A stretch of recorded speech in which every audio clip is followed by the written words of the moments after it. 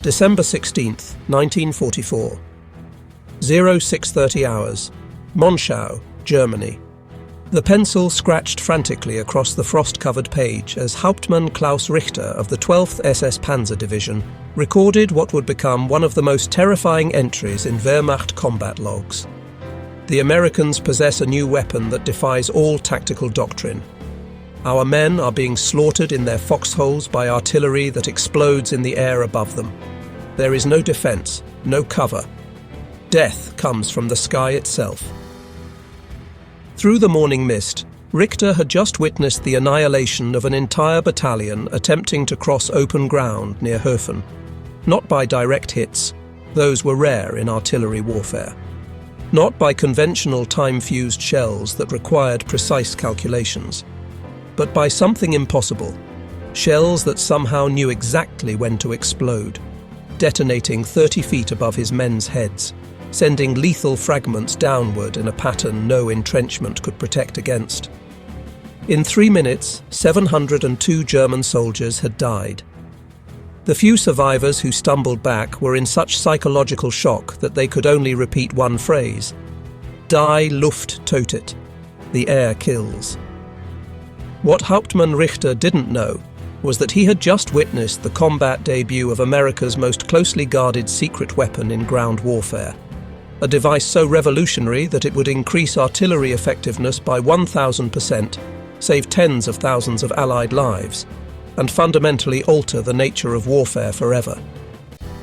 The proximity fuse, a miniature radar system crammed into an artillery shell, represented the world's first smart weapon, a thinking munition that would prove more decisive in winning the war than any other secret technology except the atomic bomb itself.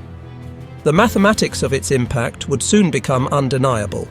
Where conventional shells required 500 rounds to destroy one enemy aircraft, proximity-fused shells needed only 155. Where traditional artillery killed soldiers hiding in trenches 5% of the time, proximity fuses achieved 70% casualty rates. Where London's survival against V-1 flying bombs seemed impossible, proximity fuses would destroy 79% of incoming missiles within 4 weeks. But the story of this revolutionary weapon began not in America's laboratories, but in the desperate hours of Britain's darkest moment, when survival itself seemed impossible. October 30th, 1939. Exeter, England. As the first winter of war settled over Britain, a young scientist named W.A.S. Butemont submitted a proposal that would change warfare forever.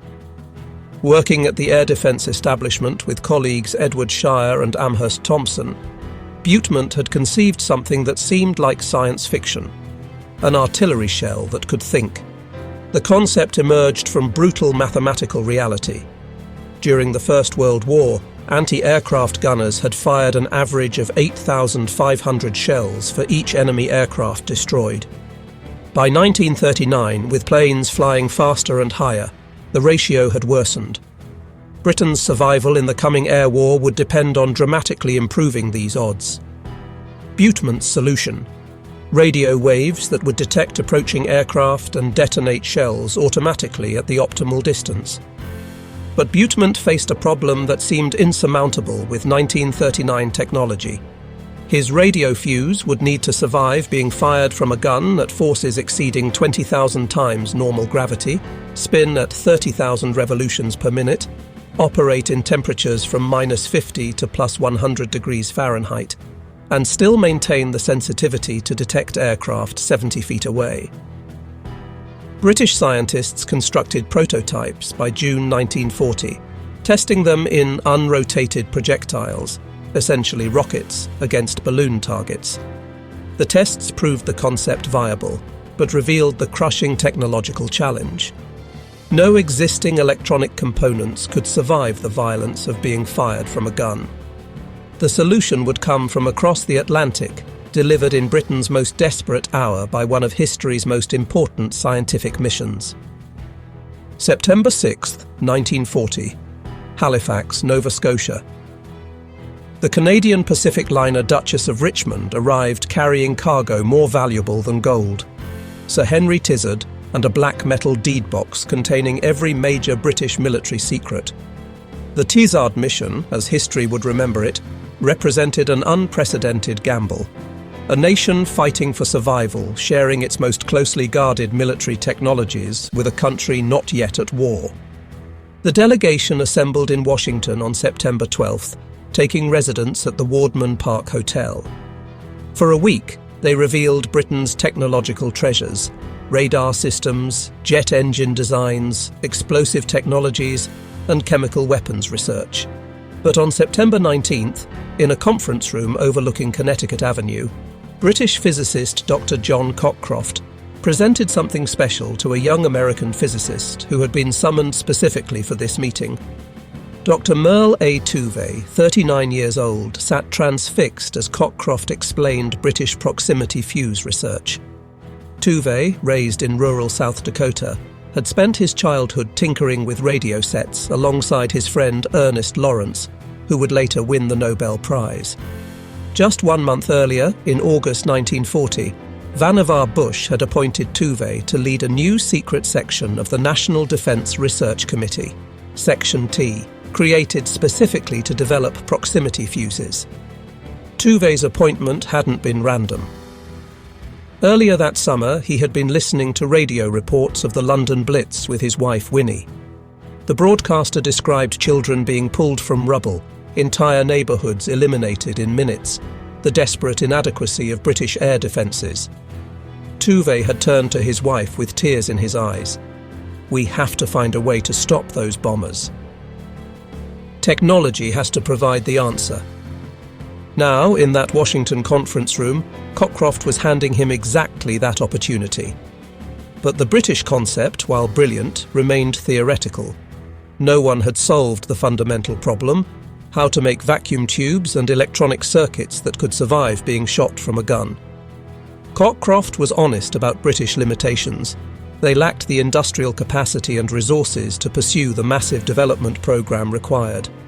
America, with its vast industrial base and protected geography, represented the only hope. Tuve left the meeting with a mission that would consume the next 5 years of his life and mobilize the entire American electronics industry. The challenge seemed impossible. The solution would require innovations that didn't yet exist, manufacturing techniques never before attempted, and a scale of production that defied comprehension. December 1940. Department of Terrestrial Magnetism, Carnegie Institution, Washington, D.C. The mansion at 5241 Broad Branch Road had been transformed into the nerve center of America's most secret weapons program. Tuve had assembled a team that would reshape warfare. Richard B. Roberts, a nuclear physicist who had worked with Niels Bohr; Henry H. Porter, an expert in acoustics; Robert B. Broad, who had studied cosmic rays; Lawrence Hafstad, a specialist in nuclear physics; Lloyd Berkner, a pioneer in ionospheric research; and a 26-year-old physicist named James Van Allen, whose later discovery of Earth's radiation belts would make him famous, but whose wartime contribution would remain classified for decades. The challenge they faced defied every assumption about electronics. A proximity fuse would need to be a complete radar system, transmitter, receiver, amplifier, and detonator, compressed into a space smaller than a coffee can. It would need to generate radio waves, detect their reflection from targets, process the signal, and trigger detonation, all while experiencing forces that would destroy any conventional electronic device. Van Allen took on the most fundamental challenge, creating vacuum tubes that could survive being fired from a gun. Traditional vacuum tubes, with their delicate glass envelopes and fragile filaments, shattered at forces of just 100 times gravity. The proximity fuse would need to survive acceleration 200 times greater.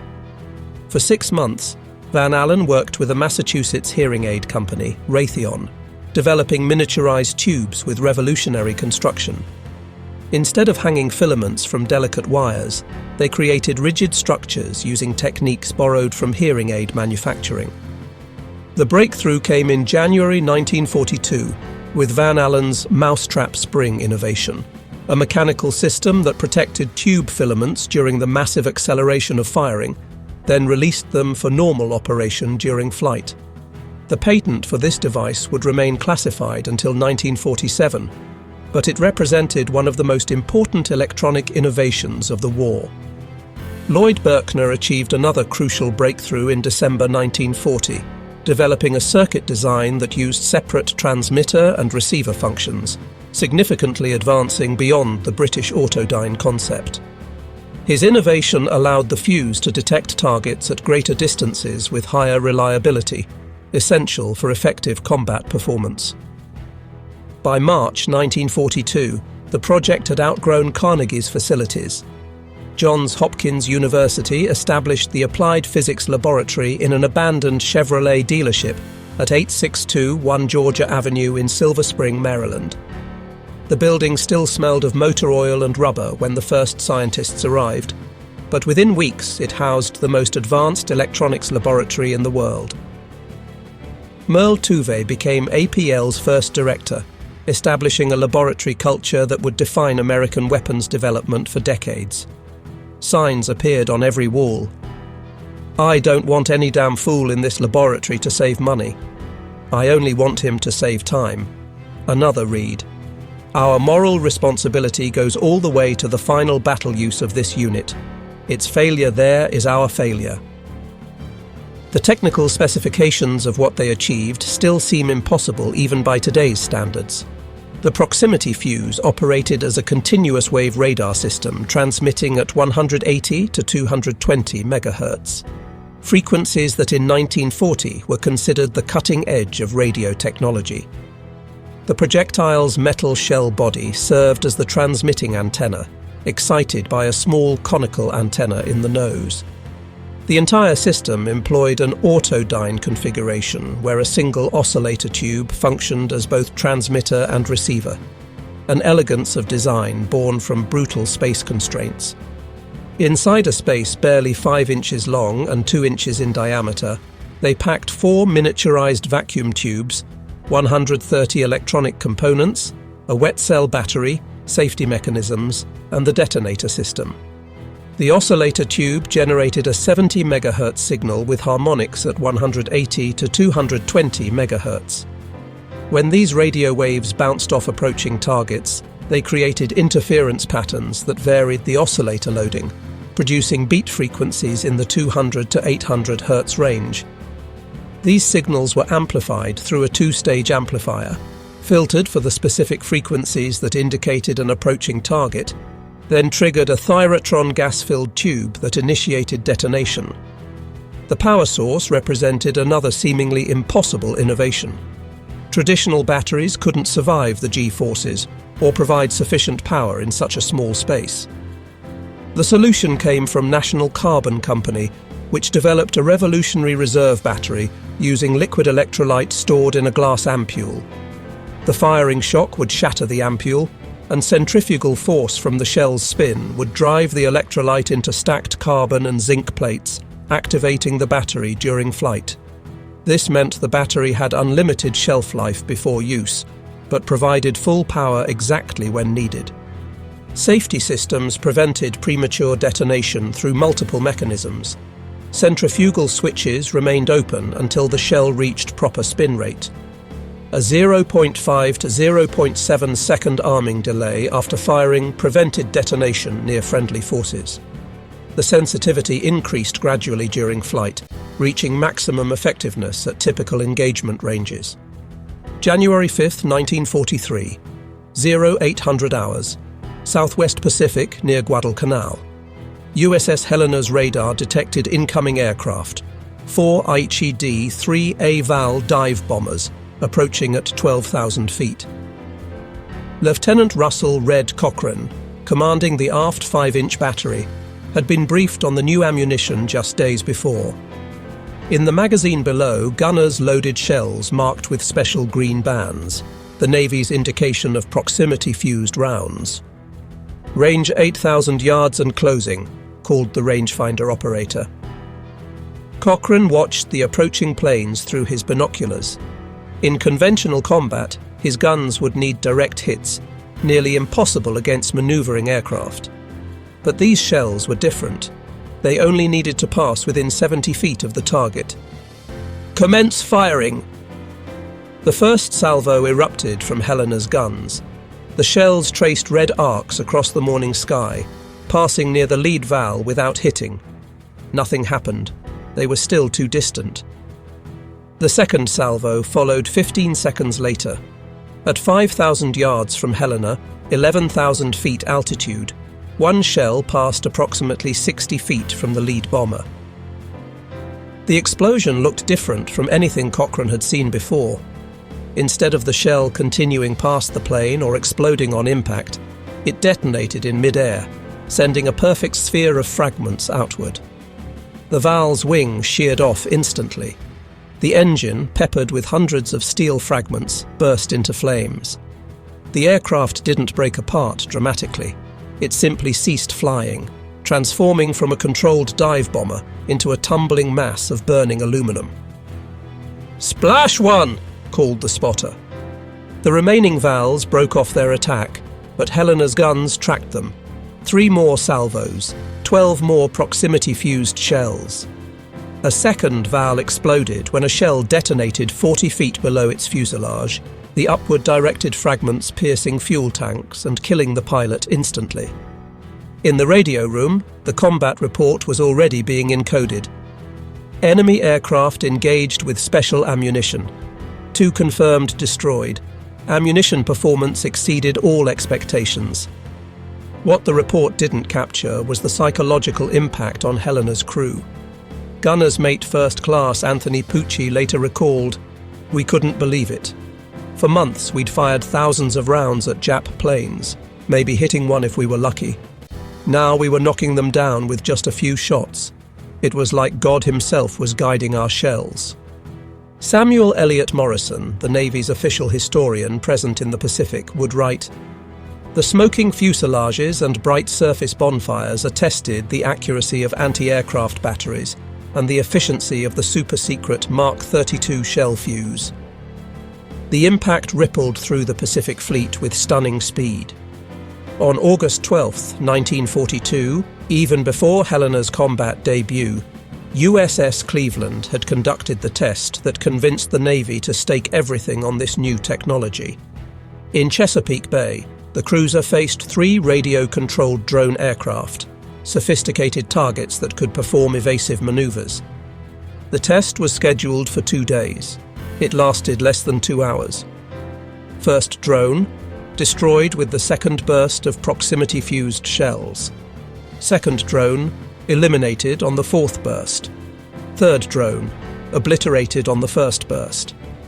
The Navy observers were so shocked they cancelled the remaining tests and immediately ordered mass production.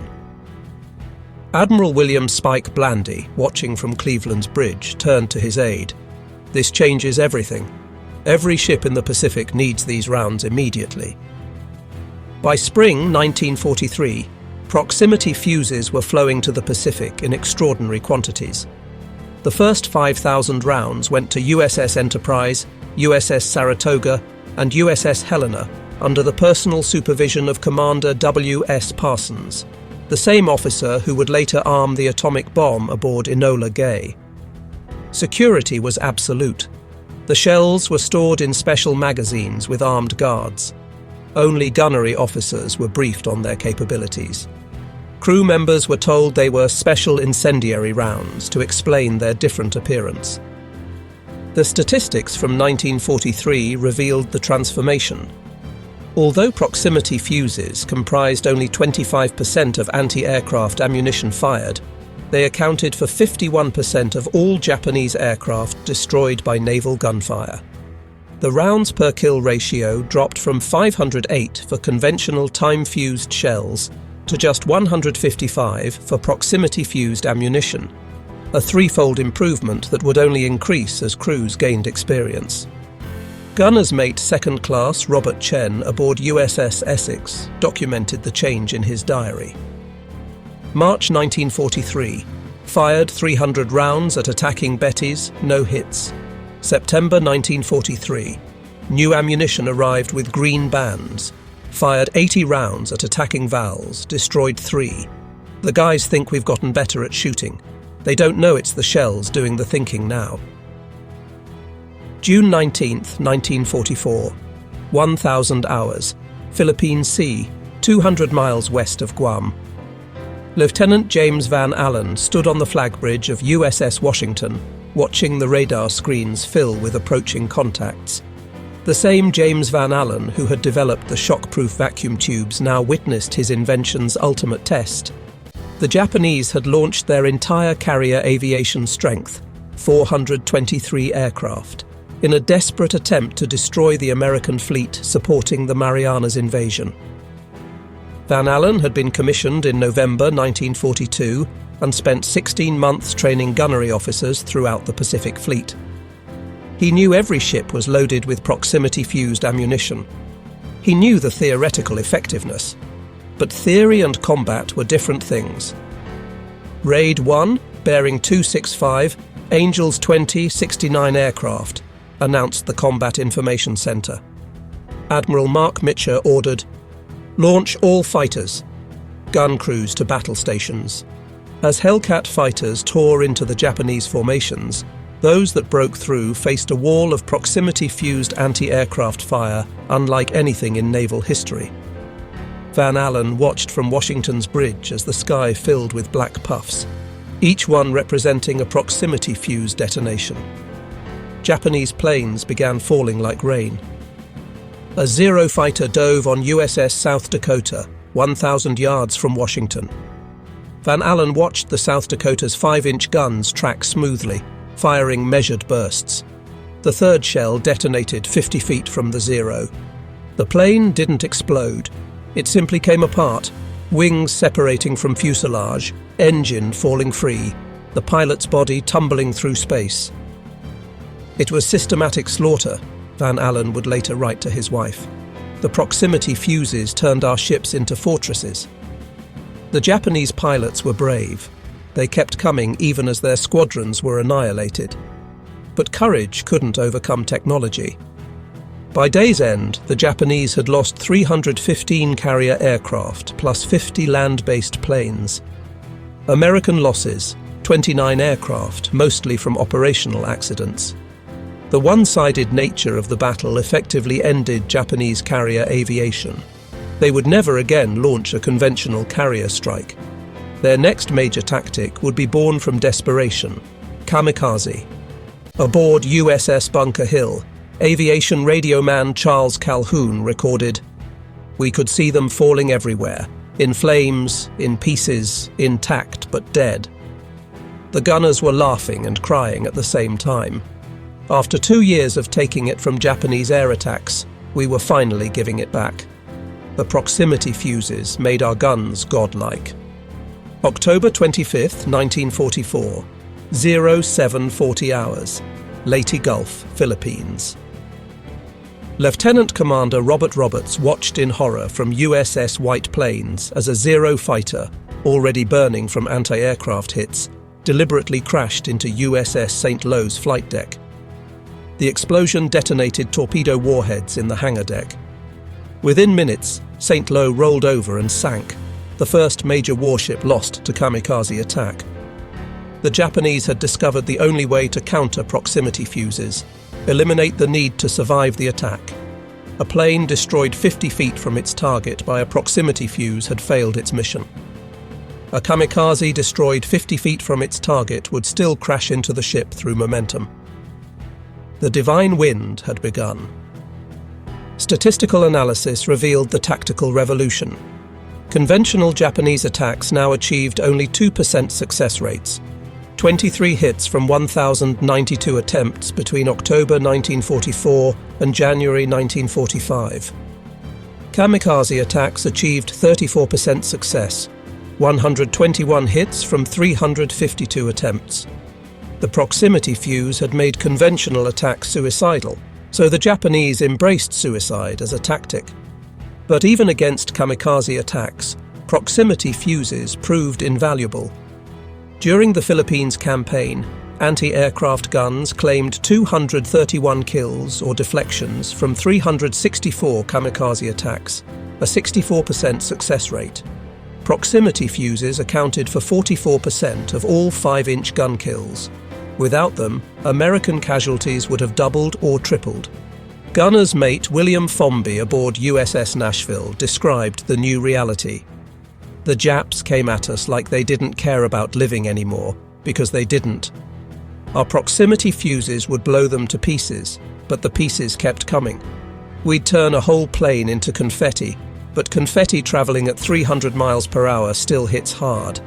The fuses saved us from most of them, but the ones that got through, God help those ships. May 11th, 1945. 1500 hours. Radar picket station 1560 miles north of Okinawa. Commander Baron J. Mullaney of USS Hadley watched the radar screen with growing dread. Kikusui No. 6 was incoming. Over 150 Japanese aircraft in coordinated kamikaze attack. Hadley and USS Evans stood alone at the picket station, the fleet's early warning and first defense. Multiple raids, all vectors, estimated 150-plus bandits, reported the Combat Information Center.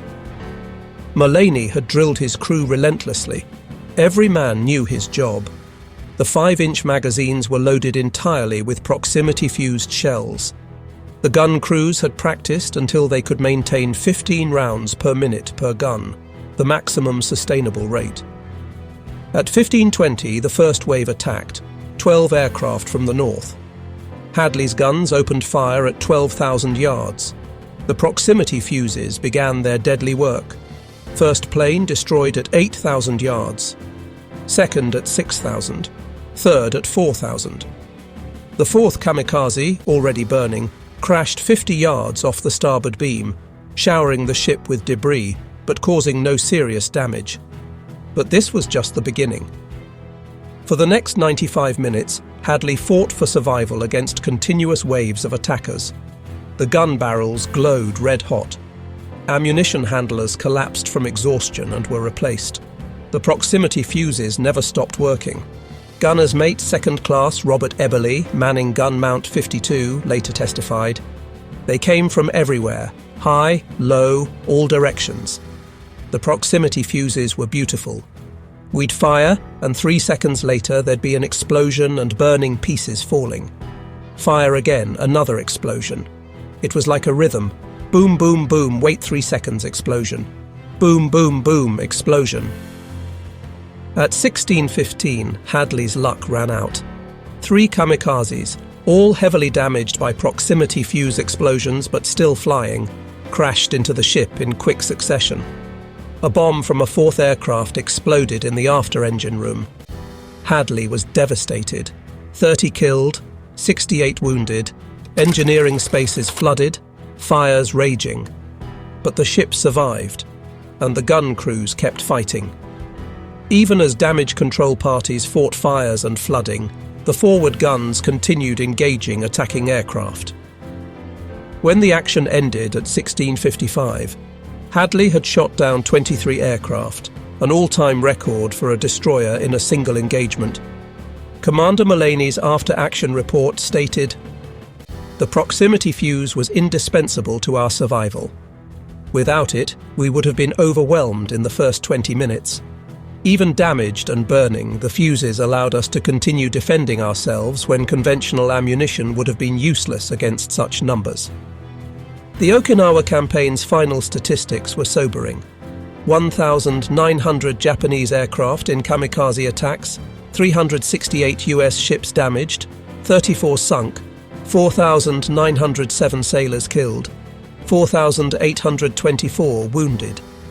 Yet post-war analysis concluded that without proximity fuses, casualties would have exceeded 15,000, with over 100 ships sunk. The proximity fuse had made the difference between painful victory and potential defeat. June 13, 1944. 0400 hours, London. The distinctive pulse jet engine sound echoed across the city, a harsh buzzing that would soon terrorize millions. The first V-1 flying bomb of the main offensive impacted in Grove Road, Bethnal Green, killing 6 civilians, including Mrs. Carrie Harrison. who became the first London victim of Hitler's revenge weapon. But unlike the Blitz of 1940–41, London now possessed a defence that would have seemed miraculous 4 years earlier. On June 12th, one day before the V1 offensive began and 6 days after D-Day, Winston Churchill had made a decision that would save thousands of lives. Against the advice of security officials who feared the technology would fall into German hands, Churchill authorised the use of proximity fuses for London's defence. General Sir Frederick Pyle, commanding Anti-Aircraft Command, had deployed 500 heavy anti-aircraft guns, British 3.7-inch and American 90mm weapons, in a defensive belt south of London. Each gun was linked to SCR 584 microwave radar and M9 electronic gun directors, creating an automated defensive system. But without proximity fuses, even this sophisticated system achieved only 24% success rates in the first week. Squadron leader Prudence Hill, serving in the filter room at RAF Stanmore, tracked the transformation. The first week was terrifying. We'd plot dozens of V1s approaching London, and most got through. The guns were firing constantly, but hitting almost nothing. Then something changed in the second week. Suddenly, the guns started destroying everything. The plotting board showed V1 after V1 disappearing 10 miles from London. What Hill witnessed was the arrival of proximity fuses, flown directly from American production lines. By the second week, gunners were destroying 46% of engaged V1s. Third week, 67%. Fourth week, 79%. The improvement was so dramatic that German intelligence reported to Hitler that the British must have developed a secret anti-robot weapon. Gunner Sergeant Kenneth Brown of the US, 184th AAA Gun Battalion, stationed near Biggin Hill, described the transformation. With regular shells, we had to predict exactly where the buzz bomb would be and when. 1 second off, 1 degree wrong, and we'd miss. With proximity fuses, we just had to get close. The shell would do the rest. It was like going from throwing darts blindfolded to throwing them with your eyes open. On August 28, 1944, the defensive system achieved its ultimate success. Early warning radar detected 104 V1s launched at London. The proximity-fused guns destroyed 96. The RAF fighters got 4. Only 4 reached London. The V1 threat to London was effectively neutralised. The statistics told the story. 9,300 V1 missiles launched at London over 80 days. Approximately 2,340 destroyed by proximity-fused anti-aircraft fire. Without this defence, estimated additional casualties would have exceeded 20,000 dead and 50,000 wounded. Churchill would later write, "The proximity fuse, more than any other single development, saved London from devastation by flying bombs." December 15, 1944, Antwerp, Belgium. Captain William Hartmann of the 407 CTETA Gun Battalion watched the latest intelligence report with grim satisfaction. In the past 24 hours, his battalion had destroyed 89 of 92 V1s targeted at Antwerp harbour, a 97% success rate that would have been fantasy just weeks earlier. Antwerp was the vital lung through which the Allied armies in Europe breathed. Through its 26 miles of docks flowed 25,000 tons of supplies daily. Food, ammunition, fuel, medical supplies. Without Antwerp, the Allied advance into Germany would strangle. Hitler knew this. Between October 24, 1944 and March 27, 1945, Germany would launch 4,900 V1s at Antwerp, more than half the number fired at London. The defence of Antwerp had started poorly. In early November, conventional time-fused shells achieved only 40% success rates. V1S were impacting the port area at a rate of 30 per day, threatening to close the vital supply line. Then, in mid-December, a Lancaster bomber made an emergency landing at Antwerp Airport. Its cargo, 10,000 proximity fuses, flown directly from Cincinnati on Churchill's personal order. Technical Sergeant Joseph Krzak, operating an SCR 584 radar unit, witnessed the immediate change. Before proximity fuses, we'd track a buzz bomb perfectly, feed perfect data to the guns, and watch our shells explode behind, in front, above, below, everywhere but on target. After proximity fuses, same tracking, same data. But now every gun burst meant a dead buzz bomb. It was like someone had given us guided missiles. The German V1 crews, launching from sites in Holland, couldn't understand what was happening. Launch sites that had successfully delivered 80% of their missiles to Antwerp suddenly saw 90% destroyed in flight. They increased launch rates. They varied launch times. They tried flying V1s at different altitudes. Nothing worked. The proximity fuses destroyed them all with mechanical efficiency. Private First Class Raymond Miller, ammunition handler with the 126th AAA Battalion, described the reality of sustained operations. We were firing so many proximity fuses that we ran out of storage. Trucks would arrive from the port with new shells, drive straight to the gun positions, and we'd load them directly into the guns. No inventory, no paperwork, just shoot, shoot, shoot. In one 24-hour period, my gun position fired 1,400 rounds. That's 1,400 proximity fuses, each one a miracle of engineering, burned through in one day.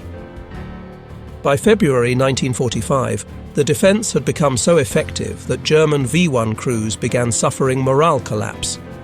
Luftwaffe, Colonel Max Wachtel, commanding the V1 offensive, reported to Hitler that continuing attacks on Antwerp were feeding missiles into a furnace. Hitler ordered the attacks to continue regardless. They did, achieving nothing except depleting Germany's dwindling resources. The final statistics for Antwerp's defence: 2,183 V1s destroyed out of 2,394 engaged, a 91.2% success rate. The port never closed. The supplies never stopped flowing. The Allied armies continued their advance into Germany, sustained by the lifeline that proximity fuses had kept open. The morning of December 16, 1944, marked not just the beginning of Germany's last major offensive, but also the combat debut of proximity fuses in ground warfare. At 0530 hours near Monschau, Colonel Oskar Alfred Axelsson of the 406 Artillery Group received frantic reports from forward observers. German forces were attacking in overwhelming strength. The 38th Cavalry Squadron holding the line was outnumbered 10-1. Axelsson faced a terrible decision. In his ammunition bunkers sat thousands of proximity-fused shells, delivered just days before with strict orders. Not to be used in ground combat under any circumstances. Risk of capture by enemy forces too great. But without them, the cavalry squadron would be overrun within hours. At 0600, Axelsson gave the order that would revolutionize ground warfare. Load proximity fuses, set for airburst. The first salvo landed among German infantry advancing across snow-covered fields near Hofen. Instead of exploding on impact, allowing soldiers in foxholes to survive, the shells detonated at their optimal height above ground. The effect was apocalyptic. Fragments rained downward in a lethal cone, reaching into foxholes, behind walls, under vehicles. There was no cover, no protection, nowhere to hide. Forward observer Lieutenant Richard Ralston, watching through binoculars, reported, "First salvo airburst over German infantry company in open. Estimate 80% casualties. Survivors running back to Woodline. Request immediate repeat on Woodline." The second salvo airburst in the trees where Germans sought cover. The combination of shell fragments and wood splinters created a killing zone 100 yards deep into the forest. German soldiers, veterans of 4 years of combat, experienced something entirely new: artillery that killed regardless of cover. Feldwebel Otto Hartmann, 12th Volksgrenadier Division, survived the barrage and was captured 2 days later. His interrogation report stated, The artillery was unlike anything we had experienced in Russia or Normandy. We dove into foxholes, but the shells exploded above us. We ran to the forest, but the shells followed and exploded in the treetops. Men were screaming that the Americans had a new secret weapon. Entire platoons were eliminated in seconds. Word of Axelson's success spread rapidly. By December 19th, Eisenhower had formally requested permission to use proximity fuses across the entire front. Authorization came December 21st. Within hours, every American artillery unit in the Ardennes was firing proximity-fused shells. General George S. Patton, never one for understatement, wrote to the War Department on December 28th. "The new shell with the funny fuse is devastating. The other night we caught a German battalion trying to cross the Sauer River. We hit them with proximity fuses. Battalion time on target. By actual count, 702 dead. The few survivors were so demoralized they surrendered immediately. This is a magnificent weapon." He added prophetically, "I think when all armies get this shell, we will have to devise some new method of warfare. I am glad you all thought of it first." The proximity fuse that was revolutionizing battlefields from the Pacific to Europe began in the most unlikely places: converted bakeries, former automobile garages, and Christmas light factories across America. The transformation of Merle Tuvey's laboratory prototype into mass production represented one of the greatest industrial achievements in history. By late 1942, the challenge seemed insurmountable. Each proximity fuse required 130 precision components that had never been mass-produced before. The miniature vacuum tubes alone required tolerances measured in thousandths of an inch. The entire assembly had to be perfect. A single failed component meant a dud shell that might kill American soldiers instead of the enemy. The mobilization began with Crossley Corporation in Cincinnati. Powell Crossley Jr., who had made his fortune selling radios and refrigerators, converted his entire facility to proximity fuse production. By January 1943, the assembly lines were operating 24 hours a day, 7 days a week. Betty Morrison, assembly line worker at Crossley from 1943 to 1945, recalled in a 1995 interview, "We didn't know what we were making. Security was unbelievable. We were searched entering and leaving. No purses, no bags, nothing. We sat at benches 8 hours a day, soldering tiny components onto circuit boards. The supervisors told us we were making radio parts for aircraft. Only after the war did we learn we'd been building the proximity fuses that saved so many of our boys." The numbers escalated at rates that defied comprehension. December 1942, 500 units daily. June 1943, 8,000 daily. December 1943, 40,000 daily. By spring 1944, American factories were producing 70,000 proximity fuses every single day, more than Germany's entire monthly production of conventional fuses. Sylvania Electric Products in Ipswich Mills, Massachusetts, became the single largest producer. The company employed 10,000 workers, 80% women, in a facility that had been farmland just 18 months earlier. They produced 100 million miniature vacuum tubes, achieving a production rate of 400,000 tubes daily, equal to 2/3 of America's entire pre-war vacuum tube production. The human cost emerged only decades later. Workers used beryllium for soldering connections, unaware of its deadly nature. Pat Vlahos, whose mother worked at Sylvania, reported in 2003. She was diagnosed with malignant mesothelioma in 1983. She said she didn't know what they were building. It was all secret. The beryllium she handled every day for 3 years killed her 40 years later. The production statistics tell their own story of American industrial might. 87 companies, 110 factories, 80,000 workers at peak production. From university laboratories to Christmas light factories, from hearing aid companies to automobile parts manufacturers, America transformed its industrial base to produce the world's first smart weapon. The cost reduction achieved through mass production was equally remarkable. First units in 1942, $732 each, equivalent to $11,514 in 2020 dollars. By 1945, $18 each, equivalent to $256 in 2020.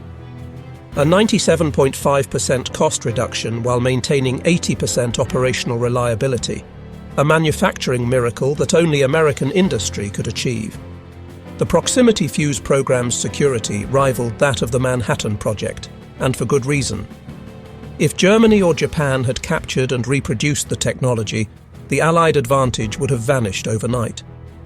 The security measures implemented were extraordinary, creating a fortress of secrecy that held throughout the war.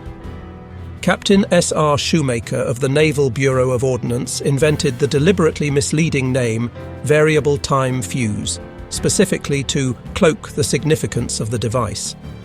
The Army used posit fuse, meaningless letters that revealed nothing.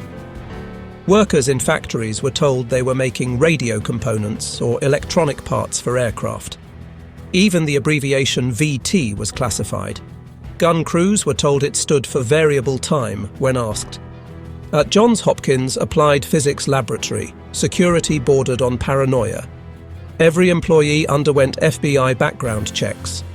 The facility operated under such secrecy that local Silver Spring residents noticed groups of women arriving at night and leaving in morning, leading to speculation about the building's purpose. Security guards addressed everyone as doctor, regardless of actual position, preventing identification of key personnel. The close calls were numerous and terrifying. In July 1943, a dud proximity-fused shell fired from a destroyer landed on a beach in Sicily.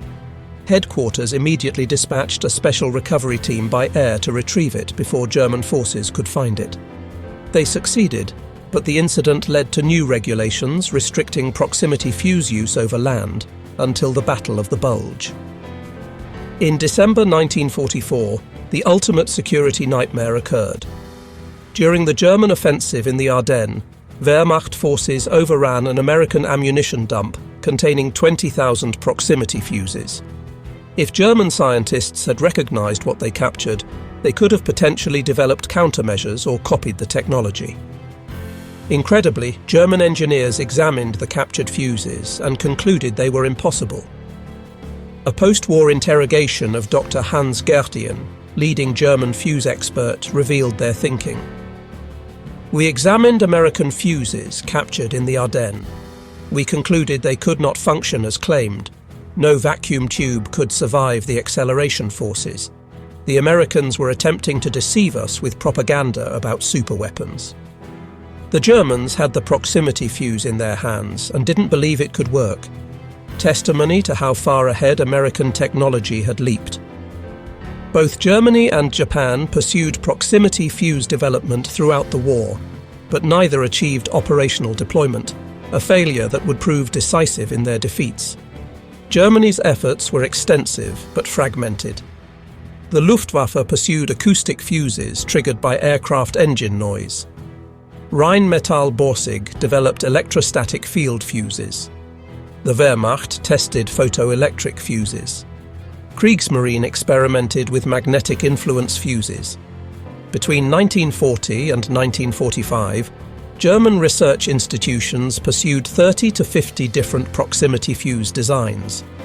Dr. Werner Rambowski, leading German proximity fuse researcher, explained post-war, "We understood the theory perfectly. We had actually provided the British with early prototypes in the Oslo Report of 1939. But we lacked three critical elements: miniaturized vacuum tubes that could survive acceleration, industrial capacity to mass-produce complex electronics, and centralized coordination of research efforts." The fragmentation proved fatal. While America concentrated all proximity fuse research under Merle Tuve at Section T, Germany had competing programs at Luftwaffe, Wehrmacht, Kriegsmarine, and SS research facilities, none sharing information with the others. Japan's situation was even more desperate. Lieutenant Commander Yuzuru Fukao of the Imperial Japanese Navy Technical Research Institute later testified, "We knew by 1943 that American anti-aircraft fire had become impossibly accurate. We suspected some form of proximity fuse, but could not imagine how it functioned. We developed a photoelectric fuse by 1945, tested it once in a dropped bomb, but lacked industrial capacity for production." The Japanese response to proximity fuses was not technological, but tactical. Kamikaze attacks that accepted destruction as the price of reaching the target. It was an admission of technological defeat, trading lives for the inability to match American innovation. Behind the statistics and battle reports were individual stories that illuminate the proximity fuse's human dimension. Merle Tuve carried personal demons that drove his dedication.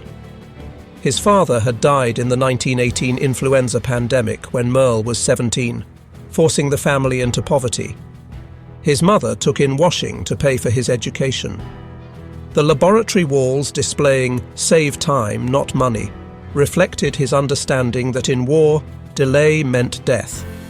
After particularly difficult tests, colleagues would find him alone in his office at 3 a.m., staring at casualty reports from the Pacific, calculating how many lives faster production might save.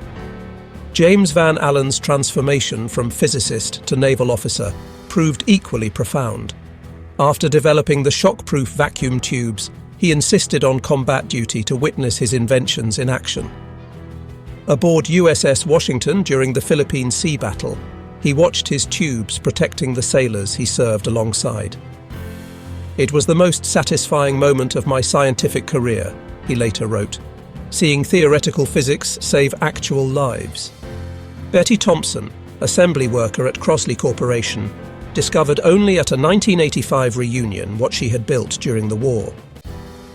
"For 40 years, I thought I'd made radio parts. Then they showed us a film about proximity fuses. I started crying. All those tiny components I soldered.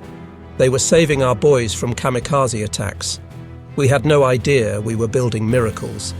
Lieutenant Robert Cochrane, who fired the first proximity fuse combat shots from USS Helena, carried the weight of that moment his entire life.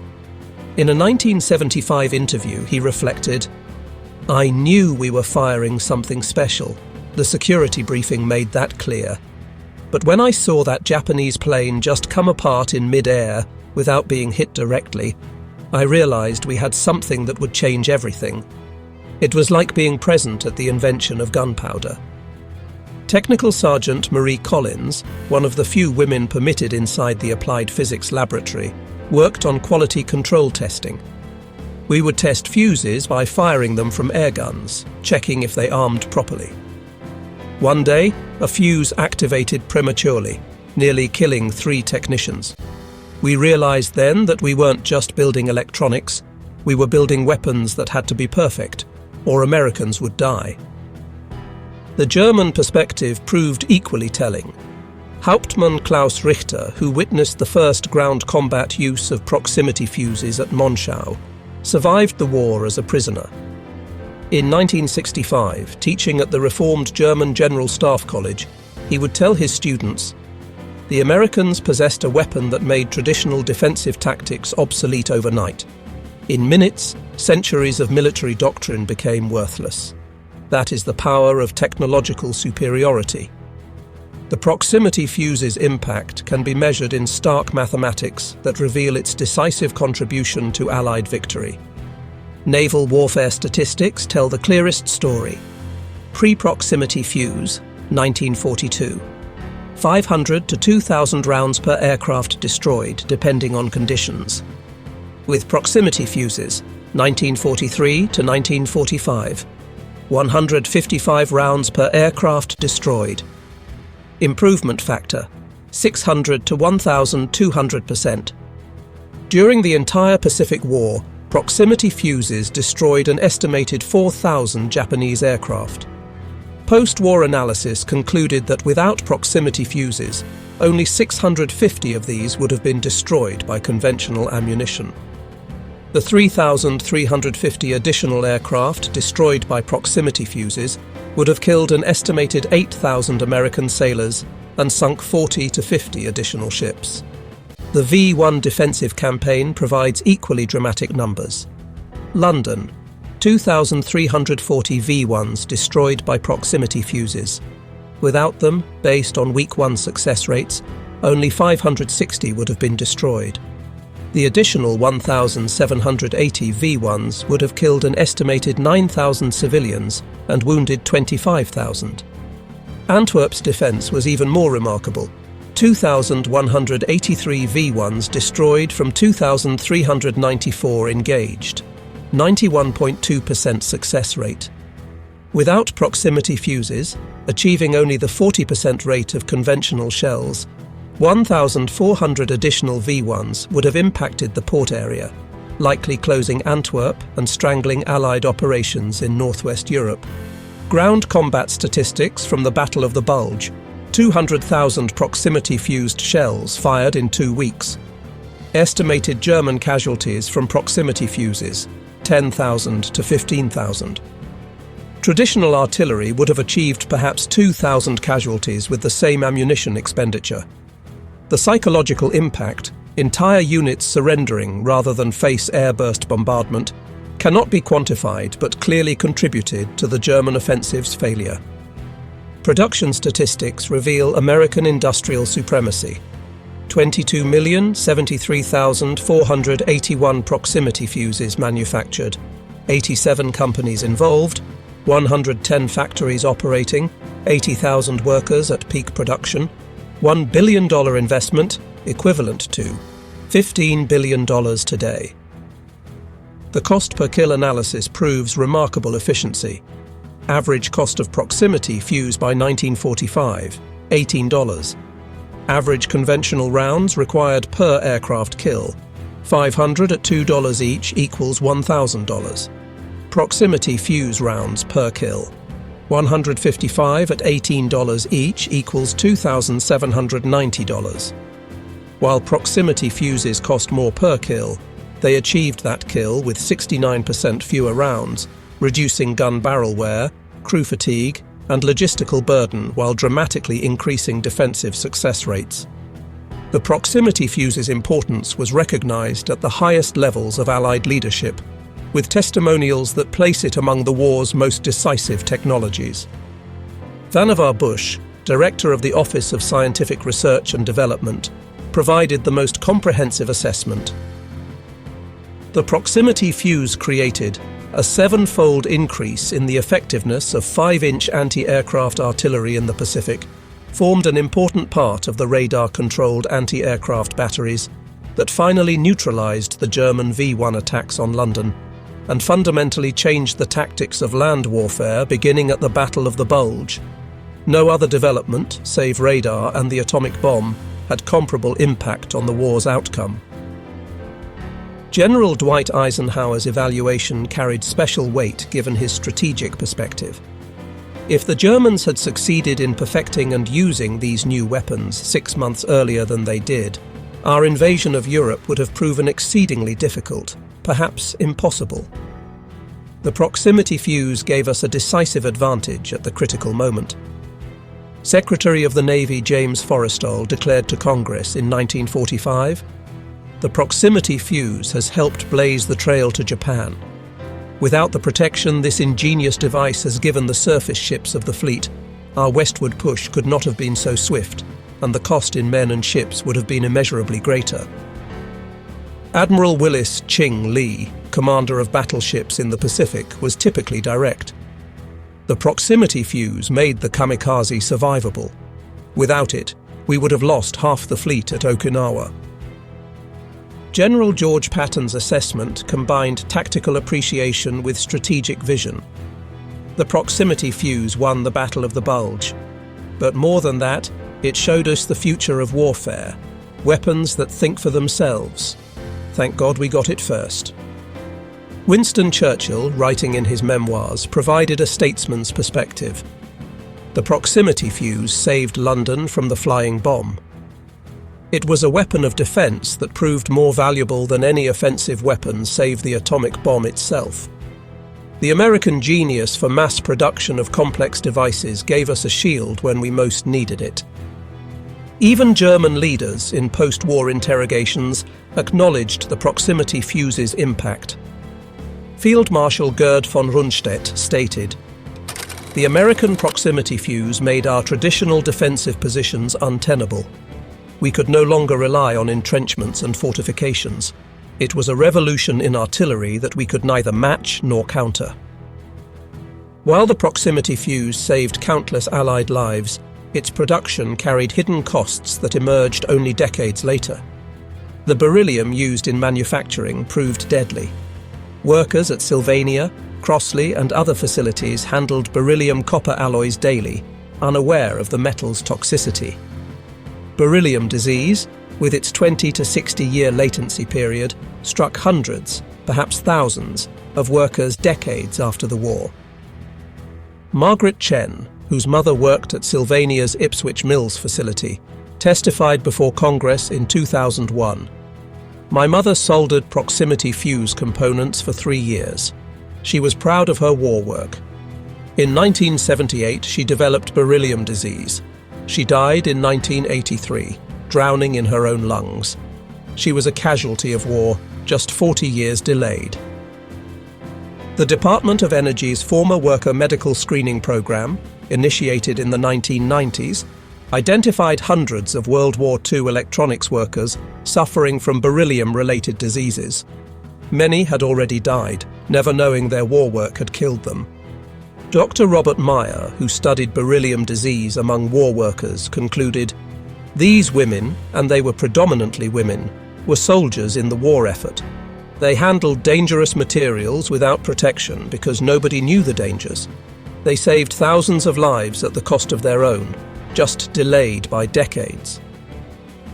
The proximity fuse didn't just win battles, it revolutionized military doctrine, forcing a complete reconsideration of tactics that had evolved over centuries.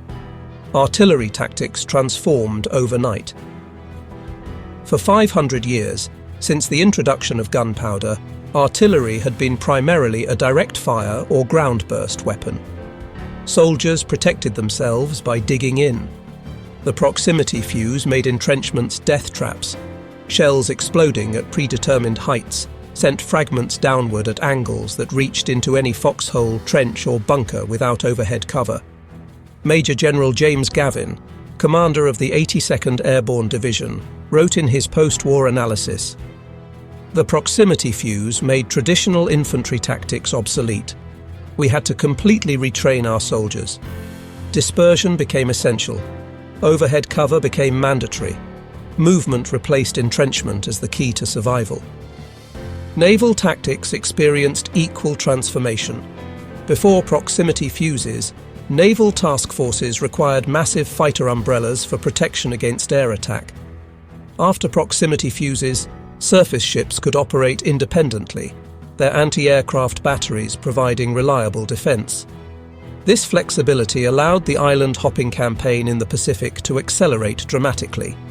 Admiral Raymond Spruance noted, "The proximity fuse gave us tactical freedom we never had before.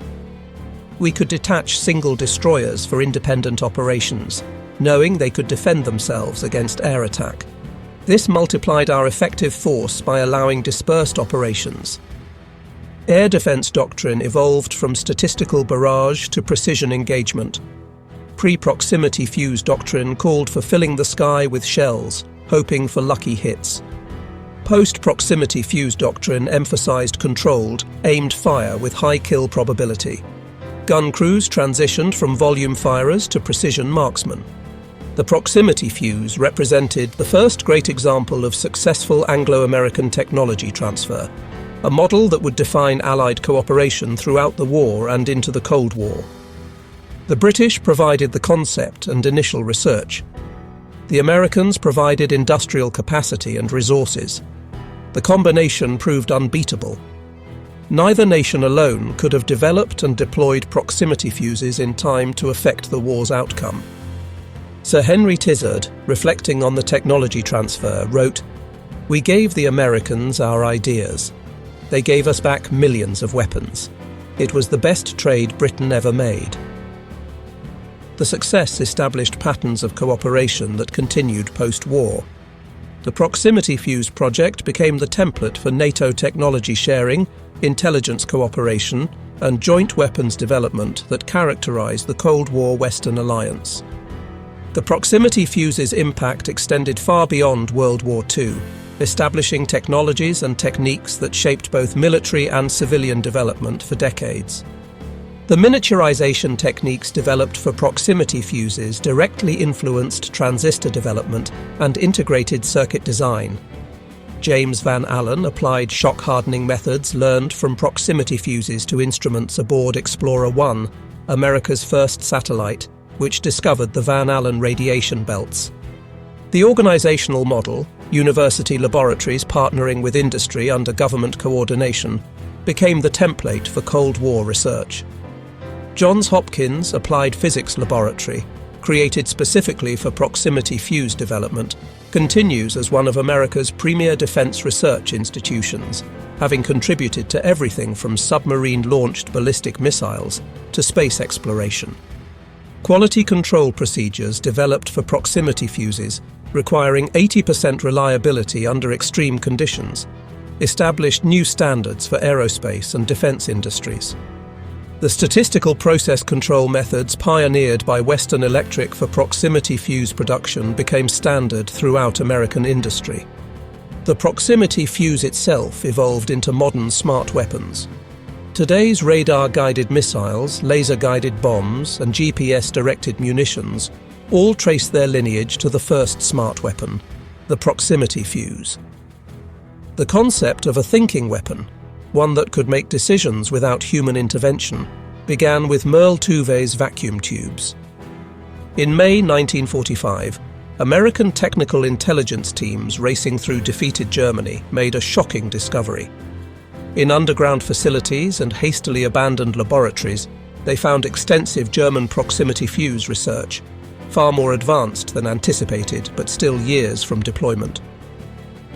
Colonel Howard Dix, leading Technical Intelligence Team 314, reported from the Luftwaffe research facility at Völkenrode.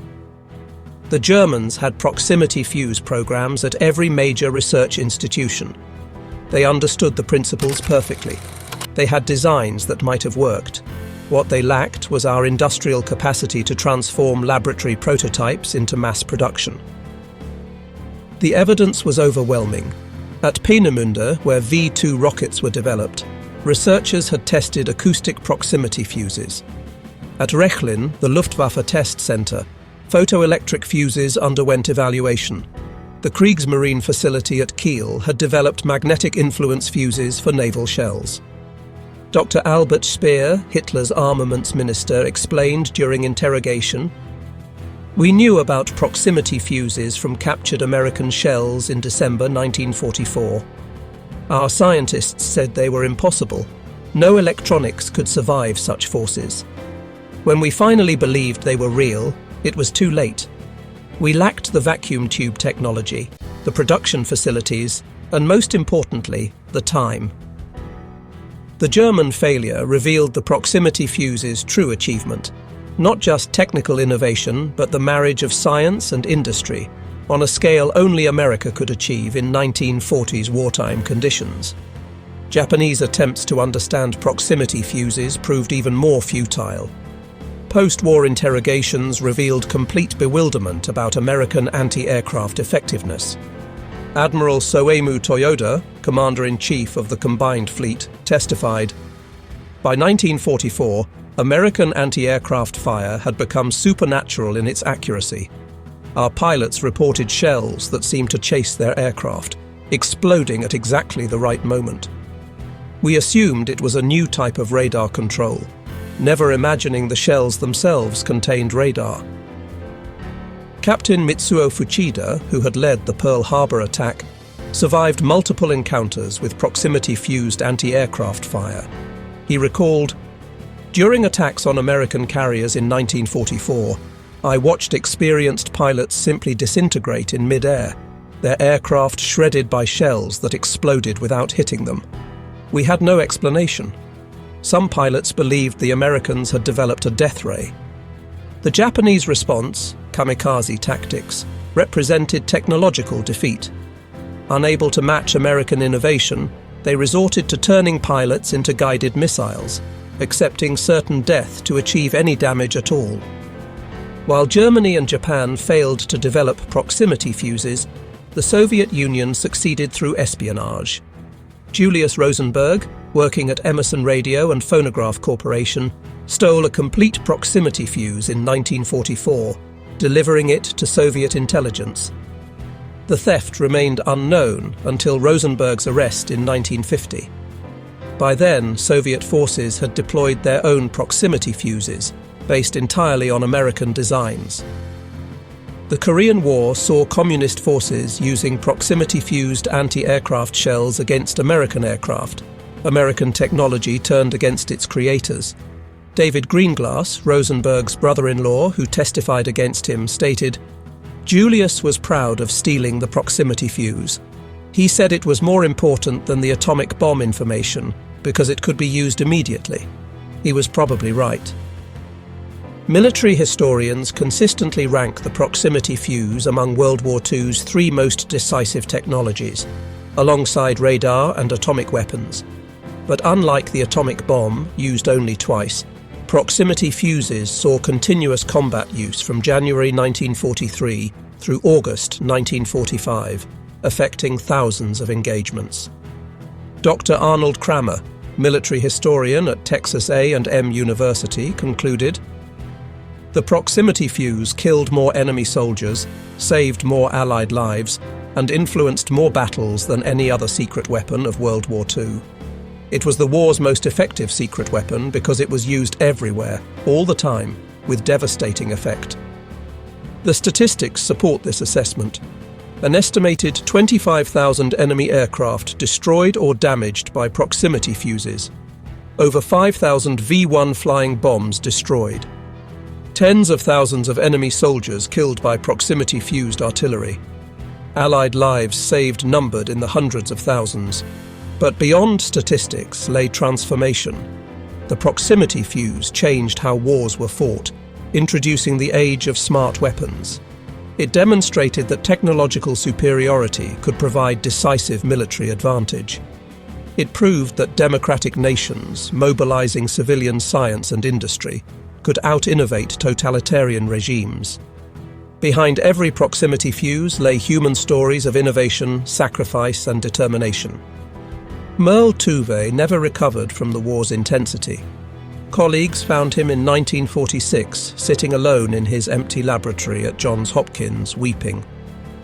"All those boys who died while we were still developing the fuse," he said. "If we'd been faster, even by weeks, how many would have lived?" He spent his remaining years in astronomical research, seeking distance from weapons development. James Van Allen parlayed his wartime experience into pioneering space research. The shock-hardening techniques he developed for proximity fuses protected instruments on early satellites. When asked about his wartime work, he would say simply, "I helped save lives. Everything else I've done pales in comparison."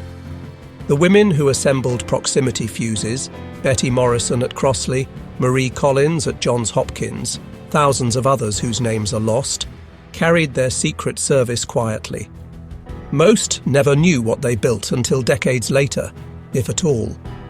Their nimble fingers and patient precision saved countless lives half a world away.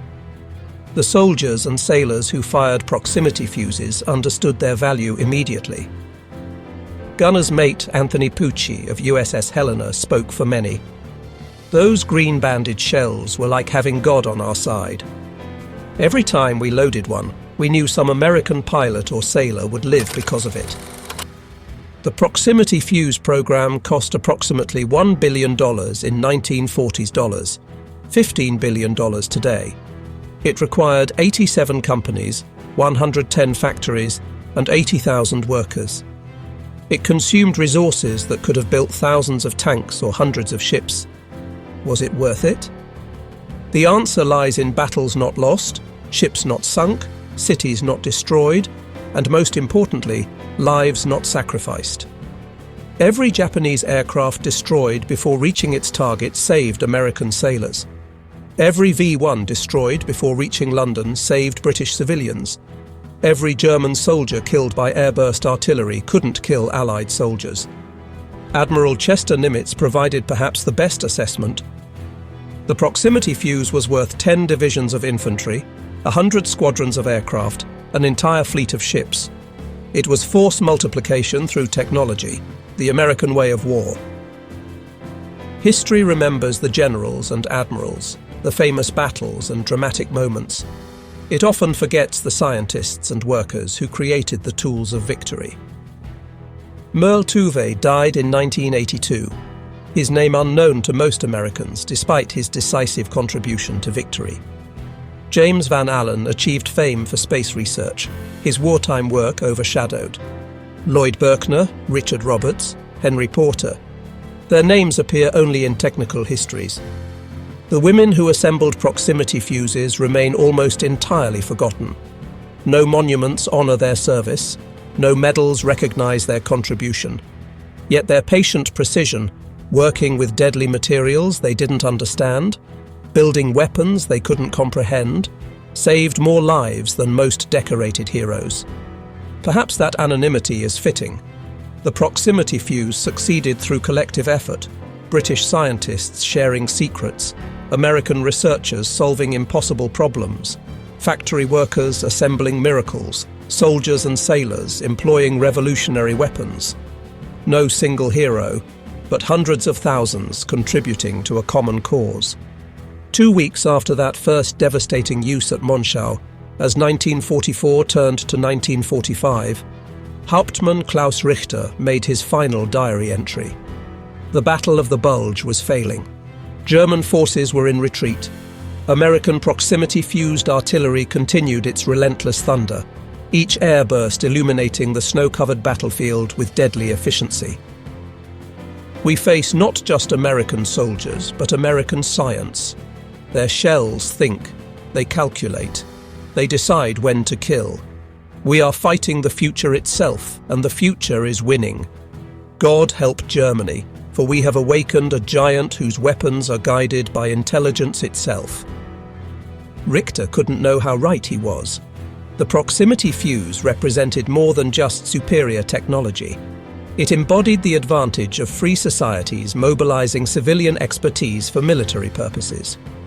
While German scientists competed in isolation and Japanese researchers worked in ignorance, American scientists, British physicists, and Canadian engineers collaborated openly, sharing discoveries and solving problems collectively. The proximity fuse was democracy's weapon, created by free people, manufactured by free workers, employed by free soldiers defending freedom itself. Its development required not just technical skill, but trust. Trust between allies sharing secrets, between government and universities, between military and civilian sectors. That trust, impossible in totalitarian regimes, provided the decisive advantage. From WAS Butement's October 1939 concept to mass production by 1943, the proximity fuse travelled from British desperation through American innovation to Allied victory. Along the way, it saved hundreds of thousands of lives, shortened the war by months, if not years, and introduced the age of intelligent weapons that continues today. The proximity fuse proved that wars could be won not just through courage and sacrifice, but through superior technology and industrial might. It demonstrated that thinking weapons could multiply force beyond anything previously imagined. Most importantly, it showed that free nations, pooling their intellectual and industrial resources, could achieve miracles that totalitarian states could only dream about. In those vacuum tubes that James Van Allen taught to survive impossible forces, in those circuits that Lloyd Berkner designed to detect approaching death, in those assemblies that countless unnamed women soldered with perfect precision, lay the margin between victory and defeat, between freedom and tyranny, between the world we inherited and one too terrible to contemplate. The proximity fuse was, indeed, the most effective secret weapon of the war. not because it was the most powerful, but because it was used everywhere, continuously, decisively. It was the weapon that thought, and in thinking, it helped thinking people preserve their freedom to think. The German soldiers at Elsenborn Ridge, huddled in bunkers that could no longer protect them, had encountered more than just superior firepower. They had met the future, a future where intelligence embedded in weapons would multiply human capability beyond previous imagination. That future, born in the desperate days of 1940, tested in the crucible of World War and proven on battlefields from the Pacific to Europe, began with a simple idea. What if an artillery shell could think? The answer saved the free world.